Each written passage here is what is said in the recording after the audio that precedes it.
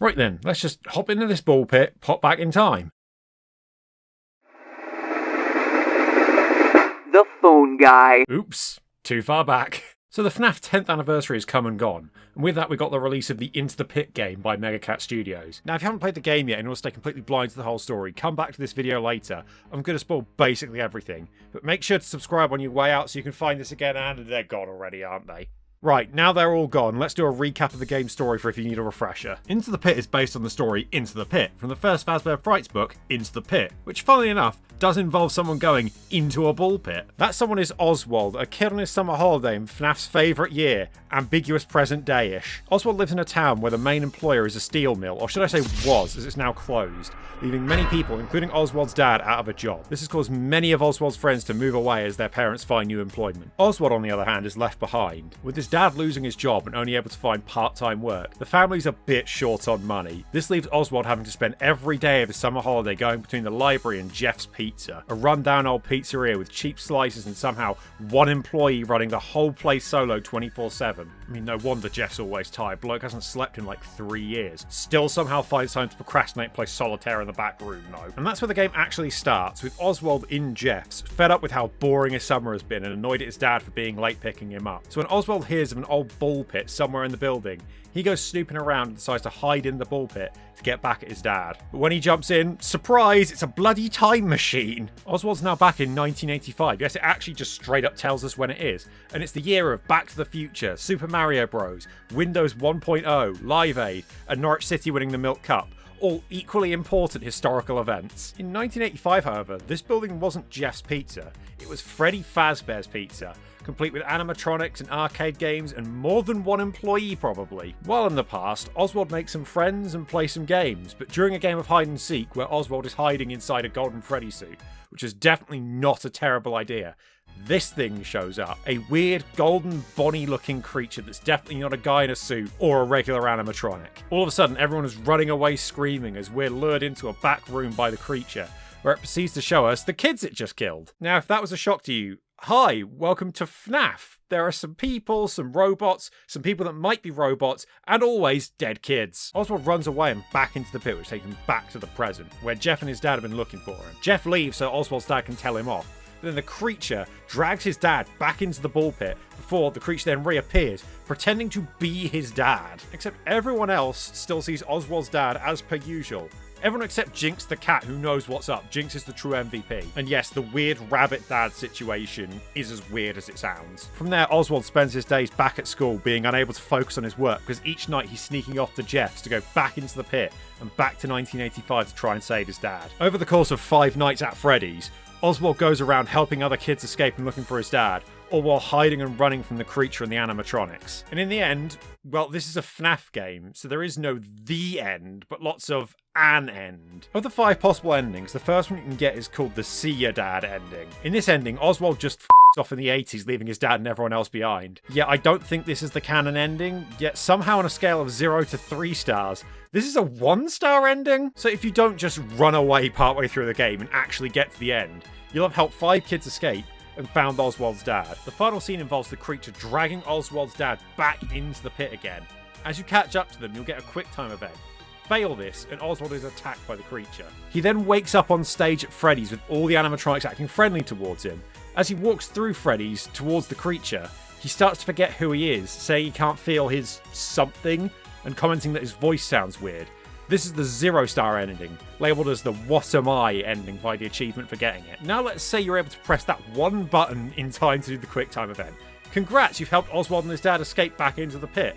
And then on the other side, Oswald helps his dad out of the ball pit, just in time for the creature to reappear and drag Oswald back into the past again. We then see Oswald tied to a chair and the creature approach him as it fades to black. So you lose again. Well, how do you not lose? You've got some things to be finding across the nights first. If you look around Freddy's during your playthrough, you can find 5 different items that belong to Oswald's dad.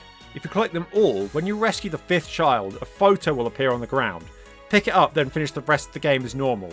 Oswald will drop the photo as he drags his dad back into the pit. That causes the creature to do whatever the hell this is, giving Oswald and his dad enough time to recover on the other side of the ball pit.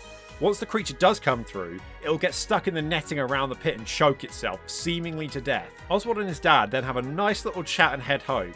Meanwhile, Jeff is shown finding the creature, who it turns out isn't dead, and it kills Jeff. This is the 2-star Jeff ending. And yes, I had to say it like that. There's a question mark on the end of the name. Oswald's dad's stuff isn't all you can find across the night. You can also find parts to fix the old arcade machines in Jeff's Pizza. Find them all, fix all the machines, collect enough tickets, and do a couple other things, including clicking this bloody thing 83 times. Like, I get the reference and all, but it's so long. It has to be 83. Then you'll unlock 3 extra secret mini-games based on other Fazbear Fright stories. Beat the extra games, finish the whole game, and you'll get a similar ending as the last one. Picking up the photo, dropping it, creature freaks out, creature getting choked out, and Oswald and his dad going home. Except this time, Jeff doesn't die. Instead, he uses the newly repaired arcade machines to actually make some money and make the pizzeria less of a shithole. We then get a final cutscene of Oswald and his parents eating in the new and improved Jeff's Pizza, and we were rewarded with the 3-star Family Fun Night ending. Now, before I get onto some of my thoughts and theories, I just need to mention the mysterious photo from those last 2 endings. We don't get to see it in game. However, this is the achievement you get for picking up the photo with this image. This might already look familiar in some way, but looking at the versions people have found in the game files, because of course they have, that's straight up William and Henry. What does that mean for the story here? Honestly, I'm not sure right now. Beyond the creature's obvious connection to William Afton, you know, Spring Bonnie murdering kids and all, I don't have a compelling case to put forward yet. I've stayed blind to the majority of others' theories before writing this, so perhaps someone in the comments may have a clearer idea than me. But anyway, on to some of my theories, fresh from finishing the game. Back to the 0-star ending first, and yeah, he done got stuffed into an animatronic. Forgetting his identity, having a different voice, the other animatronics like him now. It's because he's one of them. And as I immediately picked up on in my playthrough, my initial guess is that we have just become Foxy. Foxy is missing for the entire game, though Pirates Cove is right there and it's saying he'll be back soon. Well, he's back. He was just waiting for a soul to inhabit him. And where is the creature waiting for Oswald just as he completely forgets his identity? Right outside of Pirates Cove. And all the other core 4 animatronics are right there. The only other option would be Golden Freddy, who we saw Oswald hiding inside of earlier. But the fact that the scene ends right here outside of where Foxy should be, for me is telling us where Oswald has ended up. But come on, it's a 0-star ending. There's no way it's the true ending. Well, we should already know this. Into the Pit is an adaptation of a book story with one definitive ending. But to find out that'd mean reading a FNAF book. Right. Guys, girls, and non-binary pals, I'm afraid I've started going down the rabbit hole. I read a FNAF book. To be specific, I read one story in the graphic novel version of a FNAF book, but I'm mildly concerned this won't be the last time. But going off of what the book and graphic novel tell us, yes, they are slightly different. We've probably got 2 contenders. In the book, the story ends with the creature being choked out and Oswald and his dad leaving Jeff's Pizza relatively unscathed. Oswald does have the wound from the creature biting him though, like in the game. This lines up with either the 2 or 3-star ending. However, the extra detail from both endings doesn't happen in the book. There's no Jeff death or pizzeria refurb in the book, they just leave, and that's the end. Now, I'm somewhat confident in predicting that the 3-star ending is the true ending of the game. It involved doing the most things and using most of what you find throughout the game. It also seems like the creature still being alive is a bigger departure from the book than the pizzeria getting refurbished. Also, this uses the same 3-star equals true ending logic established by Security Breach in the Princess Quest ending, and its near confirmed status as the canon ending of that game. The issue with lining up the ending to the books is that both the 2-star and 3-star endings require collecting things that Oswald's dad dropped in the past, but in the books, Oswald's dad didn't travel back to 1985. In fact, the entire game's plot revolves around Oswald repeatedly going back to 1985 after witnessing the chaos and dead kids, saving kids all while looking for his dad. This just didn't happen in the book. In the book, Oswald has multiple happy days in 1985 before the final trip results in witnessing all of this. Then the stuff with the rabbit dad happens before Oswald goes back to Jeff's one last time to find his dad lying in the ball pit unconscious before the final confrontation takes place. No saving kids, no dad in the past, no fixing arcade machines in Jeff's. Heck, there aren't any arcade machines in Jeff's to fix. So what am I saying? There is so much of the game's plot that is fundamentally different from its source material to say it's the exact same story. Not only is Oswald's father missing for several extra days in the game, but Oswald is actively changing the past, the mechanics of which we'll come back to later. But despite the differences, it's still fundamentally the same story. A kid named Oswald goes into a time-travelling ball pit, sees some past murders, then comes back and the rabbit pretends to be his dad, etc. So it is the same story, but it isn't the same story. It's almost like it's two different people telling the same story. But how the hell does that work? Now I have to give credit to Save Game Now and their recent video about the FNAF books for connecting the final two dots in my brain to help me realise how I was viewing this story. Also 100% go and watch that video, it does a great job of framing how you could look at the books relative to the games. Also ripping the plaster off, yes, I'm saying the books aren't really canon to the game's timeline, or at least Fazbear Frights aren't. But the fact that the book and the graphic novel and the game all tell the story in slightly different ways feels very much like a story being retold by lots of different people. Each iteration varies slightly from the last. They may well be based on real events, like the kids actually did get killed in the pizzeria, but the details get foggier and foggier as time goes on, and people born 20 years after it happened are telling the story to their friends to scare them. But to make it seem like they're getting some sort of legitimate first-hand account of it, they come up with some fantastical thing, like a time-travelling ball pit that this kid Oswald definitely went into. It's real, I promise. You just don't know him, he goes to a different school. But over time, the stories can become more ridiculous, with yellow rabbit monsters with fangs pretending to be someone's dad, or goo that steals your organs and replaces you, or dudes getting pregnant with baby Springtrap. This allows Fazbear Frights to use one of FNAF's favourite tropes, the unreliable narrator, where details not making sense is just part of the charm. Also, I'm saying that these are tall tales rather than, say, the books themselves existing in the game's world, mostly because of the changing details and different versions of the story.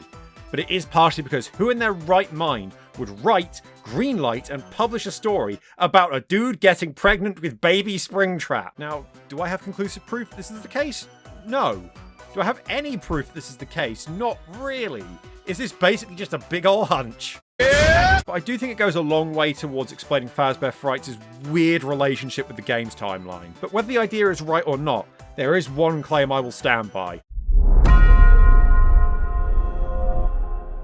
Now let's go back to assuming Oswald did actually see all this stuff. What he saw is not an actual, real, historical depiction of the missing children's incident. And how am I claiming that so confidently? The MCI didn't happen in front of a crowd of people. There's extra kids getting kidnapped and killed. William Afton is not a weird nightmare monster thing. Also time travel? However, a yellow rabbit is taking kids to a back room at Freddy's and killing them. So I can't claim it's something completely detached from the MCI as well. So to my understanding, again, not an avid book reader over here, this is some sort of agony-based memory of the books' equivalent to the MCI. If it's the memory of a kid killed by William, then they're not going to remember everything perfectly. They won't care how many kids got killed, it just seemed like a lot. To a kid, William will look like a big yellow rabbit monster. To them, everything around them would be chaos in that moment. It's FNAF's favourite trope cropping up in this scenario as well. It's still an unreliable narrator. How does this explain the creature cosplaying as Oswald's dad? To be honest, it doesn't really. That's why I think it being an inaccurate recounting of the MCI through spooky stories makes more sense. Either way, we are not outright witnessing the MCI here. Now, I did promise to cover the time travel mechanics of Into the Pit in this video, because whenever there's time travel in a story, I just have to try and figure out the rules. Most time travel stories like to set out the rules for how their time travel works. Most of them fall under one of a few basic premises. Number one, if you change the past, you change your present, i.e. Back to the Future logic. Number two, if you change the past, you create an alternate timeline, and your present is unaffected, i.e. Avengers Endgame. And three, if you change the past, it's because you'd already done it in your own timeline, and you'd always travel back in time, i.e. the world between worlds in Star Wars Rebels. Let's ignore the whole it's a scary story and not real, or the it's a memory hallucination, and go along with the time travel premise for just a second. Into the Pit spends a grand total of 0 minutes explaining how its time travel works. It does, however, leave us hints as to which of these mechanisms it uses. I'm going to start off by establishing that yes, Oswald does affect the past. He saves kids, he takes items found in the past to fix machines in the present, he puts a paper pal up on the wall. And guess what? When you go into the party room in present-day Jeff's, that same paper pal is now up on the wall. So Oswald is affecting his own present, ruling out option 2. And thank God for that. A FNAF multiverse would be excruciating. Now, I went back and checked. That paper pal isn't there in the present, unless you have already put it there yourself in the past. So that means it's Back to the Future logic then, right? Well, I probably do think that's the intent of that specific detail. However, if you consider the mallet in the arcade, it starts off in the past as fully functional, then Oswald breaks it to open the freezer, but in the present, it's been broken off the entire time, which would suggest that Oswald had already been back in time, making this a world between worlds situation. That is unless someone then fixed the mallet after Oswald broke it, only for someone to break it the exact same way someone already broke it before Oswald went back in time. Like somehow that mallet getting broken in that way is a fixed point. So the plausibility of that last point, coupled with the fact that the paper pal mechanic seems to exist purely to show off how time travel is working, to me suggests that this is a Back to the Future situation. I mean, it is referenced in the game after all. But let me know if you spotted any other details that show off how time travel works here. But time for one more theory. Brown hair, dark eyes, striped shirt. Oswald is the crying child rebuilt as a robot. That's why everything looks so low res. It's camera eyes. Right, because some people on the internet will need me to point this out. I am joking. This was an attempt at humour. I don't actually think Oswald is a robot. Right, I say enough actual dumb things in these videos for people to pull me up on. Don't take a joke or say an obvious editing error and use it to claim people don't know what they're doing. If anything, it makes you look like the dumb one. Right, actual final theory. So FNAF has somewhat established that to help a spirit move on, you have to change their bad memories into good ones. Tying this back into the "these are memories" idea from earlier, what if the kids Oswald is saving here are actually the kids that died that day? And by changing their memory from "you got killed by the yellow rabbit" to "you escaped the yellow rabbit unscathed," Oswald is helping them move on. Now, saying that getting mildly kidnapped and nearly killed is a happiest day is one hell of a stretch, but the idea came about when I tried to answer the question, why is Oswald saving kids in this story? Like I said, it's not part of the book story at all. Also, the fact that it's 5 kids you save does kind of set off some alarm bells. There were 5 of something in a FNAF game. That's a lore thing. Yeah, the lore siren gets set off by there being 5 of anything, or if something's purple, or if there's tally marks anywhere. The real answer is probably Oswald saves kids, so there's more spooky gameplay, and a reason for it to take 5 nights to save his dad in this one. So that's what my brain's been up to since Into the Pit came out. Also, I've semi-intentionally said "Into the Pit" so many times in this video. It's about 17 according to the script. There's still a ton of questions to answer, like what's up with that picture of Henry and William? What are the arcade games telling us? What's up with the Fazbear Frights minigames? Why is the backwards hex code for purple from FNAF 3 on the chalkboards? And why the f*** is Buff Helpy in this game? As always, feel free to debunk anything I've said in the comments. I think I'm doing a good job of showing that crazy theories are more than welcome here. And now that I'm apparently a FNAF theorist, I suppose I need to spend several months making a timeline video where I claim everyone else was wrong the whole time. I'm telling you, exotic butters is the key.